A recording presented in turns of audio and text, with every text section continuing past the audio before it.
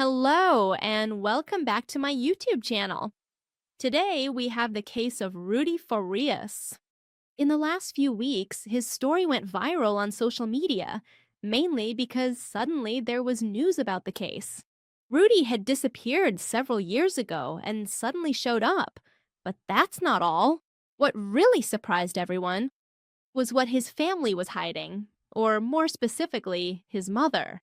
The case is still under review, there still isn't a conclusion, there's an ongoing investigation, but since this story has already been told, since Rudy Farias' disappearance has already been discussed, we can make a video, especially since there's a lot of information online right now.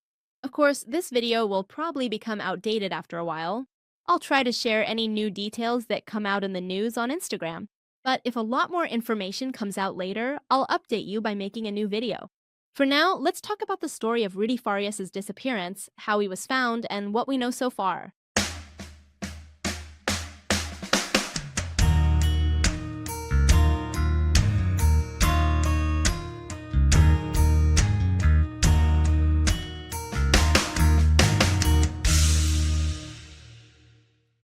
Rudolph Rudy Farias was born on October 1st, 1997, to Rodolfo Farias and Janie Santana in Houston, Texas, United States.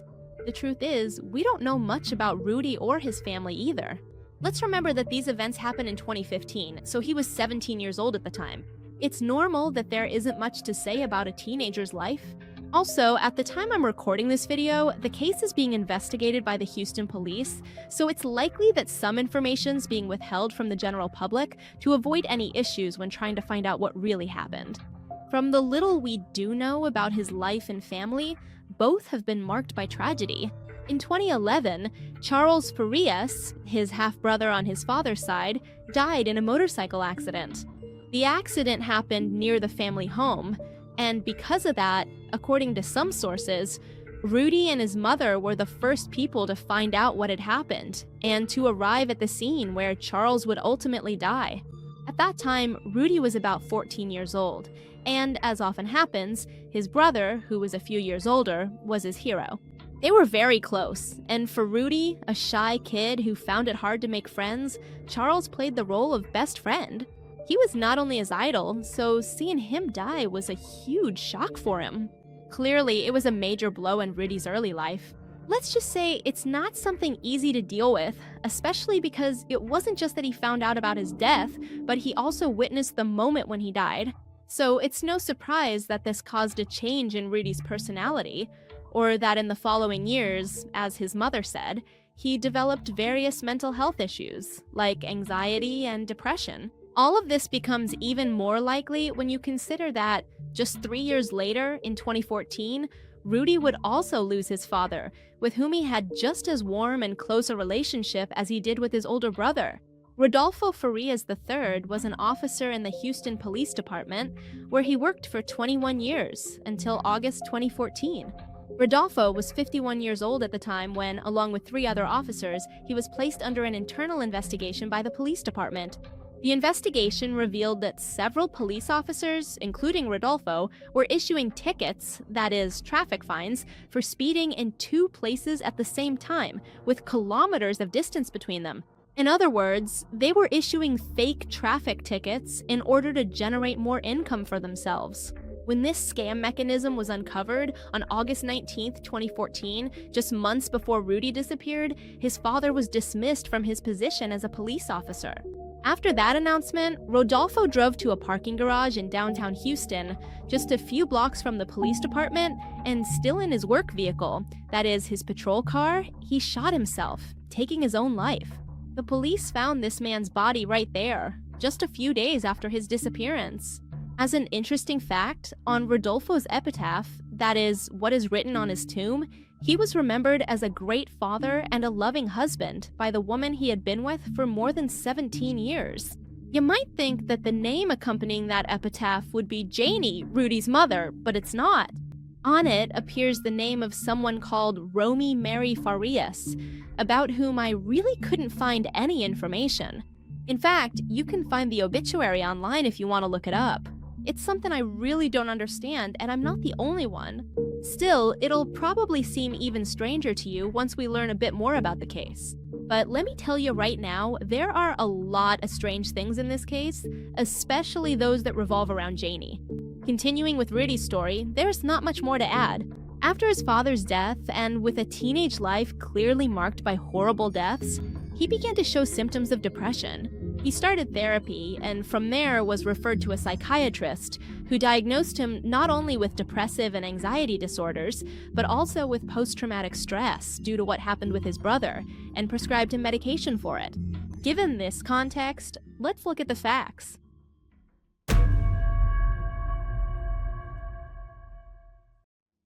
In this case, we could divide the facts into two main parts. The first takes place in 2015, when Rudy disappeared, and the second happens on Sunday, July 2nd of this year, 2023, when, after more than 8 years, Rudy is found. Let's take it step by step then. In 2015, Rudy was 17 years old and living with his mother in the northern part of Houston. Besides his mother, his household also included 2 dogs that he took care of, so it was common to see him walking them around sunset near the Tidwell and Park Drive area. March 6, 2015 didn't seem any different. As usual, around 6 p.m., Rudy got his dogs ready and left the house to take them on their daily walk. However, this walk was very, very different from the usual. We still don't know exactly what happened that afternoon, and it's likely to stay that way until the police finish their investigation, so we'll stick to the information that is currently public. According to what Janie stated when she filed the missing person report, it wasn't unusual for these walks to last well into the night, so at first she wasn't surprised that her son took a few hours to walk the dogs. What scared her was the fact that hours later, at 9 p.m., the dogs came back without her son. His disappearance was reported the following day, emphasizing his psychiatric diagnoses and noting that there was a possibility he had stopped taking his medication, which could have left him feeling confused. They also added that he was asthmatic and had not taken his inhaler with him. It was described that he had left his house wearing blue jeans, a black t-shirt, gray gloves, and brown shoes. Additionally, as a descriptive detail, it was shared that he had previously injured his right leg and therefore walked with a slight limp on that leg. A cousin of Rudy also said that although he was 17 years old, his mental age was closer to 10. In other words, with everything the family was saying, Rudy seemed to be a very vulnerable and unstable person. Someone who surely couldn't make decisions on his own, a person who needed to be taken care of. That's the kind of message they were sending. Quickly, Texas EQ Search, a nonprofit organization specializing in the search for missing persons, joined the search for Rudy, making sure his face was published in all the media along with his description and information. Not only spreading these posters, but also helping the police in the search and in the efforts to find the teenager. Meanwhile, the young man's mother appeared on different television programs, and her attitude matched her tragic story. She looked desperate over her son's disappearance, even crying on camera more than once. In all the interviews she gave on television or other media, she stated that she didn't believe Rudy was capable of leaving on his own. She didn't think it was something her son could do, which is usually what families say in these kinds of cases. You never think that a loved one could just decide to run away and leave. However, what stands out the most is that on more than one occasion, she stated in these interviews that the police had warned her to be careful when speaking to the media, because it was very possible that someone was behind her son's disappearance, and that it was probably a case of human trafficking involving dangerous people. The surprising thing is that the police never told her anything even remotely like that. First of all, because if that had really been a possibility the police were considering, they wouldn't have discussed it openly with her, and much less would they have let her make that information public. That part is already ridiculous, but secondly, there's also the fact that there was no evidence to suggest anything like that. There were no human trafficking networks operating in the area, nor had there been any cases similar to Rudy's that could suggest something like that, or at least none were known. And while it's understandable that Janie might have said these things out of desperation, it does seem a bit strange. The police investigations seem to be leading nowhere. The only evidence found near the area where Rudy used to pass by was a backpack that Janie recognized as her son's. but there were no witnesses or any evidence pointing to what might have happened to him. The case thus became an unresolved disappearance. This case would remain open, and of course, Texas AQ Search and other nonprofit organizations would continue to share his information, just like his mother, who even started a GoFundMe to raise funds that could help pay for private detectives and other possible tools to search for her son. As is common in these cases, the Houston Police Department received several calls about people who supposedly had seen Rudy, with the last one in 2018. In that call, they reported seeing him in the backyard of his house. The police went there, obviously. They didn't find him and dismissed the lead. Aside from this tip, no one else seemed to provide any reliable information about Rudy's whereabouts. And so the years went by, 8 to be exact, until Sunday, July 2nd of this year, when 911 received a call from a neighbor in the morning. There was a beaten and injured man sleeping on a bench in front of the church. He looked slow, unkempt, and pretty badly hurt, so the police didn't take long to get to the scene. The young man couldn't speak and didn't know how to answer basic questions like his name or age, but after being admitted to the hospital, it was confirmed that he was the teenager who had disappeared years before, who was now a 25-year-old man. They had found Rudy Farias. The news would be announced by the authorities from the police department dedicated to missing persons, while Janie made a very similar announcement on her social media, posting a photo of her son from behind on a hospital stretcher. There, she let everyone know that she had gotten her son back, although there was still a long road to recovery ahead. My son Rudy is receiving the care he needs to overcome his trauma, but right now he isn't speaking and can't communicate with us. We are asking for privacy during this difficult time, but we will share more details as Rudy continues to heal. According to her, Rudy couldn't speak because of the trauma from the situation. He was in very bad physical shape, exhausted and looking worse after having spent so much time on the streets. However, the police investigation revealed something else. When they found him unconscious outside the church, Rudy had a credit card in his possession that was in Janie's name. What's the problem? The issue is that the card wasn't from 8 years ago, it was from 2 years ago.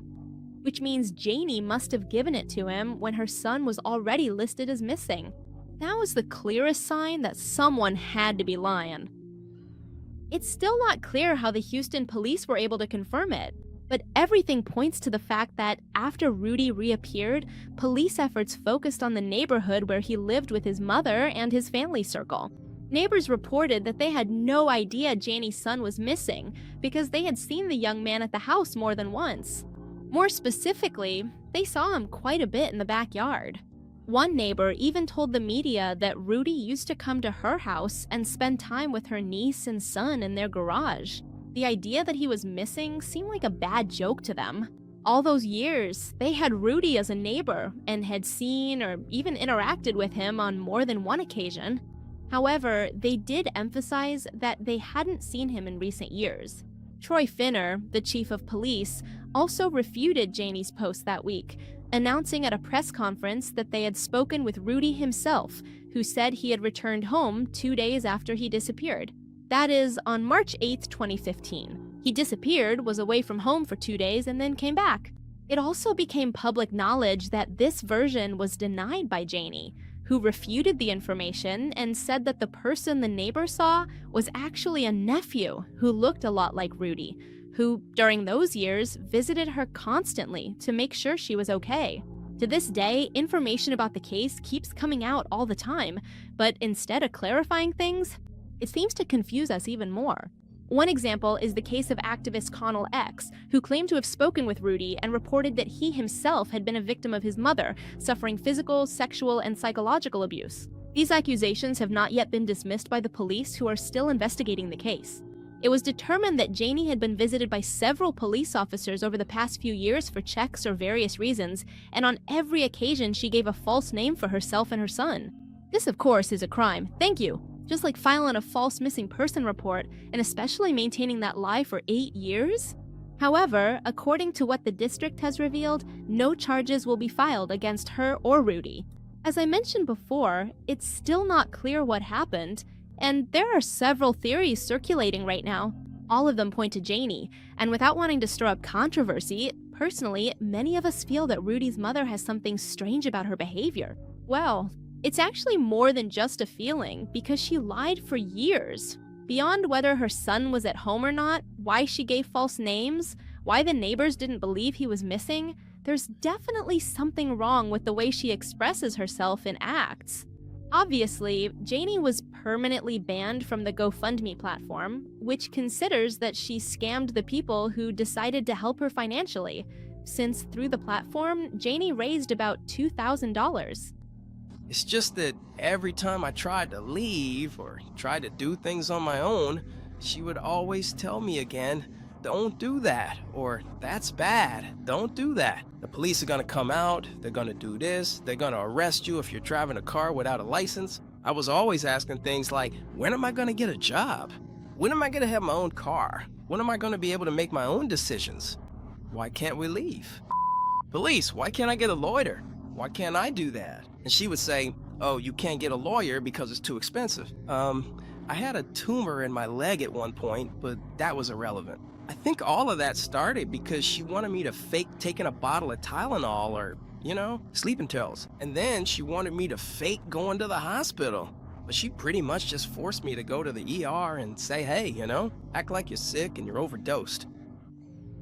For the long time you've been hiding, you haven't been able to say who you are. You can say who you are now. You can be your own person and make your own life. Yes, With my own. money and to help my communities, help my people, and help other kids like me. On July 11th of this year, Rudy was discharged from the hospital and decided to leave his mother's house, so he would be living with close relatives. The next day, July 12th, he decided to speak to the media, giving an interview to ABC 123, and said, "She locked me in there psychologically. She was my only family. She was the only person I had, besides my brother. When my brother died, I no longer had anyone to teach me how to live, how to have confidence in myself. I depended on my mom completely." In the interview, he explained that it wasn't physical abuse, but psychological. Janie used to tell him that if he left the house, he would be arrested, that he always had to do what she said, or else he would be taken away and killed or put in prison. He said that for 8 years he hardly ever left his house, and if he did, it was only to accompany his mother to work. When he was asked about the accusations made against his mother by the activist, when the ex stated that his mother used to make him sleep with her and do things that really made him uncomfortable, to the point where he had to ask her to stop. When he finally asked her to stop, his mother would simply ask him why, saying she wasn't doing anything wrong. The full interview is available on the ABC 123 website, and they also uploaded the video to their YouTube channel, in case you want to watch it. In it, Rudy admits to feeling like a victim and says he just wants to live a normal, peaceful life. We still don't know what's going to happen. We don't know what will happen with Janie if any of this turns out to be true. We don't know if Rudy will press any charges or how the situation will continue. I watched the most recent interview they did with Rudy, and he sounded pretty good. He expressed himself in a way that, from my perspective, seemed normal.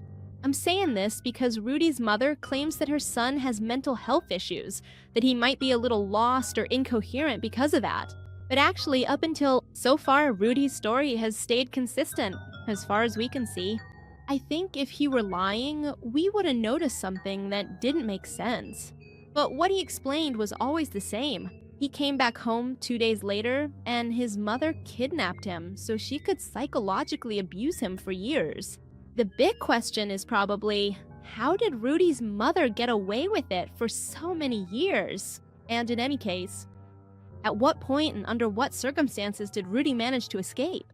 To keep other family members from knowing he was there, every time someone came to the house, Janie would tell Rudy to hide in a room, lock himself in, and not make any noise.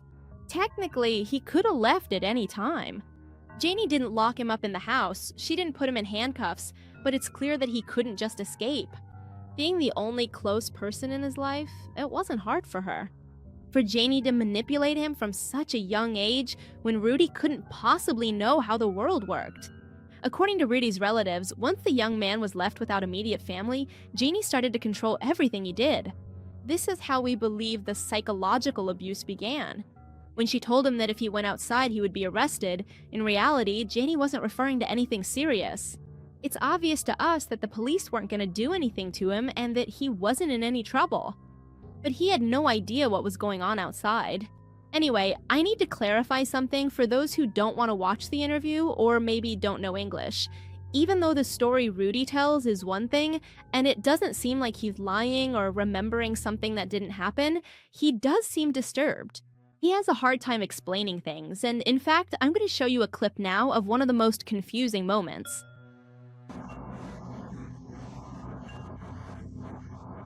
They understand. If you look at something white, it'll confuse you when you're trying to go in a positive direction. If you look at green, it'll remind you, like hugging the people who were there for you and things like that.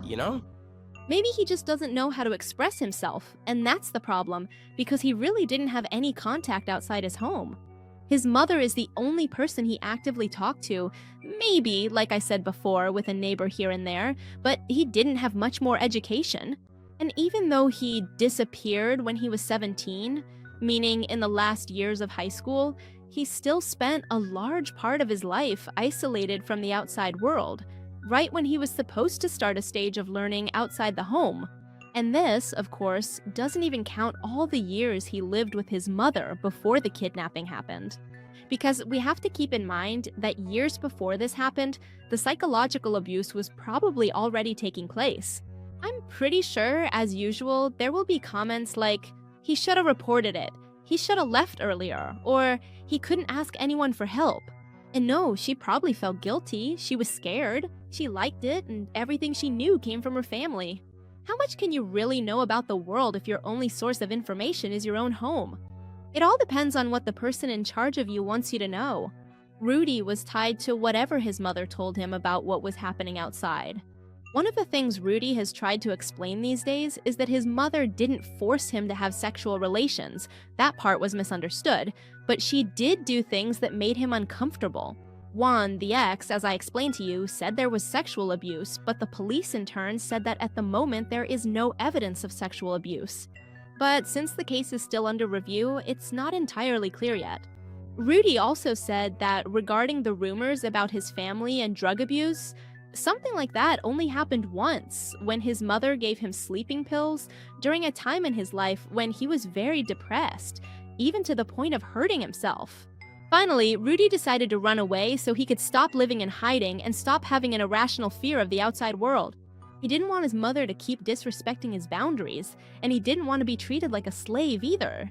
He described the situation at home as if he were imprisoned. And for those people who still haven't quite understood what happened, that's how it is. Janie reported her son missing under a different name and a different date of birth. Completely different information from the real facts. And this was despite the fact that Rudy showed up the very next day. Only the police and the young man's family were looking for him. His neighbors saw him, greeted him, and even talked to him, except for the last 2 years of his life up until now. I guess she reported him missing so she could keep him hidden in her house. Why? If he was just kidnapped, surely there would be people going to look for him where he lived. But instead, if she made up this story that he disappeared with a daw, OGS somewhere else, and that maybe there was a kidnapping related to human trafficking, they would look for him somewhere else.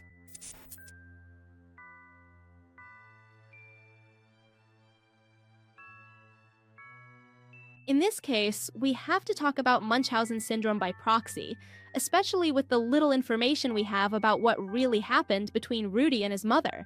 Did he really have mental health issues? Did he suffer from any condition? Or his mother made him believe he had certain problems? First of all, factitious disorder imposed on another, formerly known as Munchausen syndrome by proxy, happens when someone lies by saying that another person has physical or psychological signs and symptoms of illness, or causes injuries or illnesses to others with the intention of deceiving others.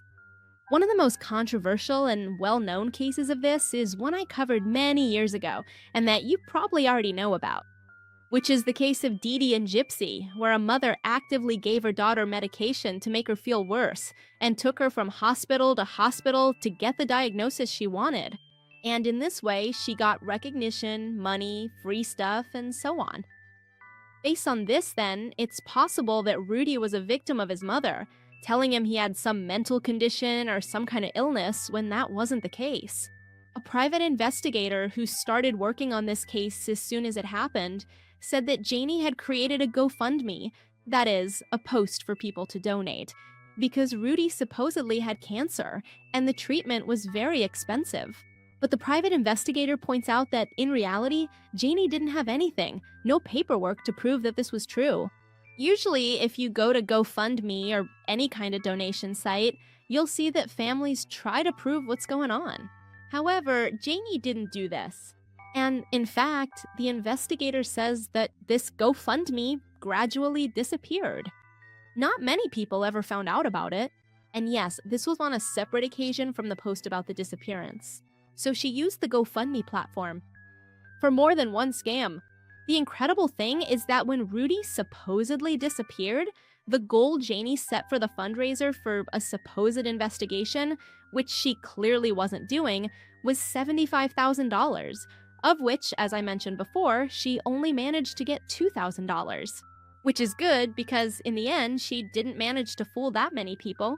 Let's remember that while she wanted money, she also didn't want to draw too much attention because her son was at home. If suddenly there was a huge group of people looking for her son, they would go to the house, try to help her, and of course, she didn't want to draw attention and have them see what she was hiding. And it seems that in these matters, she was a bit careful to balance the information and what was being done in the investigation.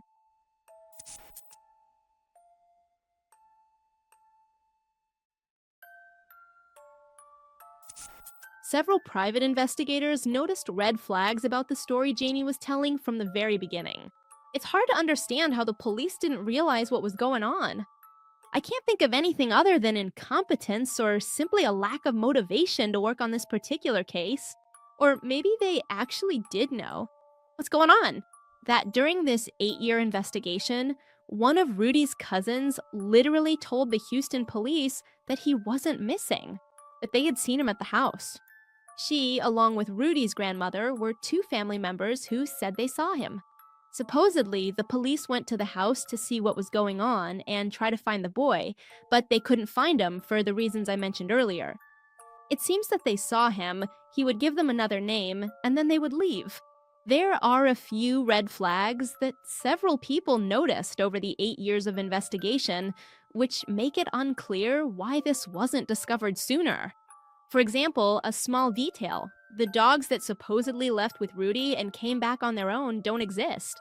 Or maybe they existed at some point, but Janie never showed them to anyone. Every time someone asked her to see them, she suddenly didn't know where they were. And besides that, in the house where she lived, there was no sign that there had ever been dogs there. The usual things like toys, the food bowl, the water bowl, there was nothing. There are also locks in strange places around the house, like on some of the hallway doors. Rudy's grandmother, like I said, lived in the same house and said she had seen him. But the rest of the family thought she was imagining things because she was sad about his disappearance or something like that. In the end, they considered her a little crazy. Janie gave 2 different stories depending on who was asking. To the police, Rudy had disappeared, and she said he had been kidnapped for human trafficking. Something that, as I mentioned, makes absolutely no sense. It's not like she actually had any proof of this. In fact, when she was interviewed, she would ask to appear with her face covered so that no one could tell who she was, because of course, according to her, she was in danger. Actually, it was later discovered that on her social media, she used to steal photos and lied about her appearance and who she was. So she also didn't want people to notice that she wasn't actually the person in the photos she posted, which people could figure out if her face appeared on the news. Going back to what she told people, she told independent detectives that Rudy had left of his own free will, and that he had even left a letter. This letter was written in cursive, and the handwriting was very different from what you usually saw in Rudy's other writings. Obviously, all of this becomes even more suspicious if we consider that she never gave this letter to the police. Another strange thing that happened is that when they investigated the supposed place where Rudy had disappeared, they found a backpack with an inhaler inside. Janie immediately said that those things belonged to Rudy, but there are no records that he actually had asthma. And on top of that, inside the backpack, there were things belonging to another boy, even homework with a different name, so it was more than obvious that none of that was his. Over time, journalists and private investigators started to realize that Janie was very concerned about the image of herself that the world might see, and that several fake profiles had been created to reply to the posts she made. Before Rudy showed up, his mother said that her car had been stolen, but she didn't know who could have done it. It turns out that later the vehicle was found crashed, and then Rudy suddenly appeared in front of the church badly injured. So it was concluded that he had decided to run away, took the car, and then crashed it.